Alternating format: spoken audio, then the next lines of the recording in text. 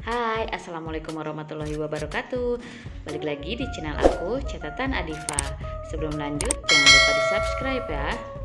Teman-teman di sini pastinya udah pada tahu kan, di awal tahun 2021 banyak terjadi bencana di beberapa wilayah yang ada di Indonesia. Mulai dari banjir, tanah longsor, bahkan juga cuaca ekstrim. Dalam kondisi tersebut, kita sebagai masyarakat dan juga pemerintah harus mempersiapkan diri dalam upaya penanggulangan bencana dengan tujuan untuk meminimalisir dampak yang diakibatkan dari bencana tersebut. Nah, di video kali ini aku akan ngebahas tentang bencana alam. Menurut Undang-Undang Nomor 24 Tahun 2007, bencana merupakan rangkaian peristiwa yang mengancam dan mengganggu kehidupan masyarakat. Bencana bisa disebabkan oleh faktor alam ataupun juga faktor manusia.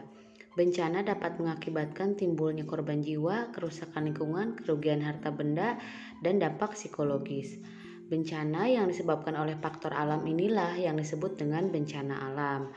Ada beberapa contoh dari bencana alam, diantaranya adalah gempa bumi, banjir, angin topan, longsor, kekeringan, dan tsunami.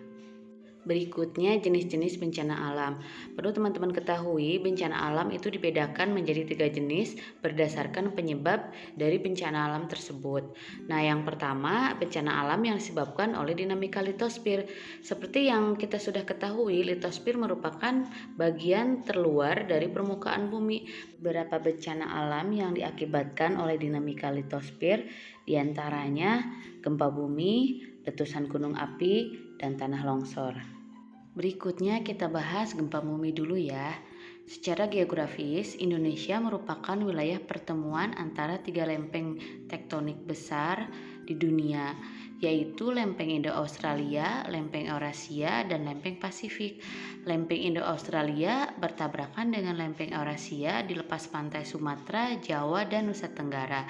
Selain itu, lempeng Indo-Australia juga bertabrakan dengan lempeng Pasifik di daerah utara Irian dan Maluku Utara. Gempa bumi dibagi menjadi beberapa tipe. Yang pertama, gempa bumi tektonik yang diakibatkan oleh pergeseran lempeng bumi secara mendadak. Yang kedua, gempa vulkanik yang diakibatkan oleh aktivitas magma.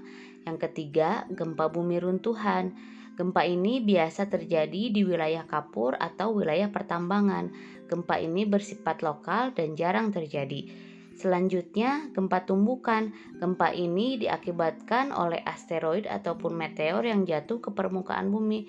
Dan yang terakhir, gempa buatan. Gempa ini diakibatkan oleh ulah manusia seperti contoh ledakan dari nuklir.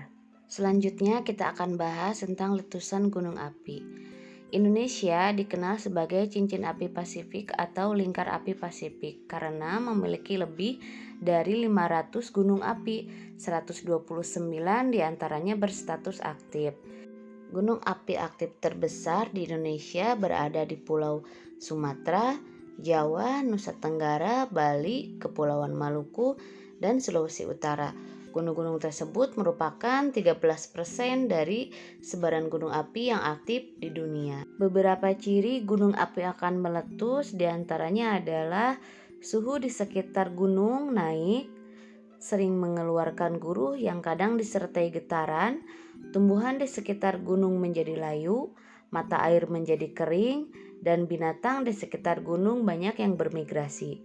Gunung api yang meletus akan menghasilkan gas vulkanik, hujan abu, lahar, awan panas, lava, aliran pasir, dan batu panas.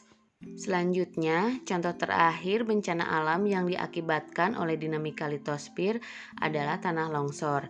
Tanah longsor merupakan bencana alam yang terjadi karena pergerakan tanah atau massa batuan yang menuruni lereng atau tebing. Tanah longsor dapat terjadi karena dipicu oleh beberapa hal, diantaranya gempa bumi, letusan gunung api, atau curah hujan yang tinggi. Bencana tanah longsor ini sangat merugikan bagi manusia, baik dari segi korban jiwa ataupun kerusakan harta benda, karena sering terjadi secara tiba-tiba dan tidak dapat diprediksi. Oke deh, cukup sekian penjelasan tentang bencana alam yang disebabkan oleh dinamika litosfer. Tetap jaga kesehatan dan keselamatan karena bencana mengintai tanpa pernah kita tahu. Jangan lupa di subscribe ya. Terima kasih. Wassalamualaikum warahmatullahi wabarakatuh.